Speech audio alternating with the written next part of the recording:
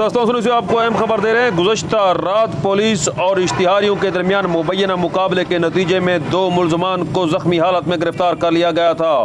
बाद अज़ां उनमें से एक मुलजिम जिसकी शनाख्त आसिफ कमांडो के नाम से हुई थी, ज़ख्मों की ताब न लाते हुए हलाक हो गया। इस मौका पर ASP मीर रुहेल ने प्रेस कॉन्फ्रेंस करते हुए कहा कि वज़ीर आला पंजाब सरदार उस्मान बुज़दार की हिदायत पर जराइम के कला-कुमा के लिए कोई कसर नहीं छोड़ी जाएगी। ऐसे मुलजमान को जो मुतअद्दिद वारदातों में मतलूब होंगे कैफर किरदार तक पहुँचा कर दम लेंगे। इस मौका पर लोगों ने उन्हें हार पहनाते हुए खराज तहसीन पेश किया। बिस्मिल्लाहिर्रहमानिर्रहीम। आप तमाम तौसा की आवाम का शुक्रिया, आप तमाम मीडिया के दोस्तों का शुक्रिया कि आप हमारे अच्छे काम पर हमें खराज तहसीन पेश करने यहाँ आए हैं।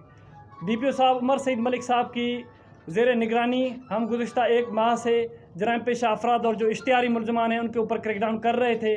कल हमें एक मुखबर ने इतला दी कि जी इश्तिहारी मुलजमान यहाँ पे सिटी तौसा में एक जगह पे मुकीम है।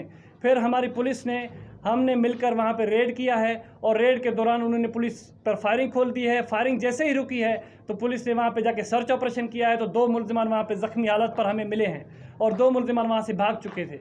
मुलजमान के ऊपर हमने FIR दर्ज कर ली है और इंशाल्लाह तफ्तीश पूरी 100% मेरिट पर करेंगे।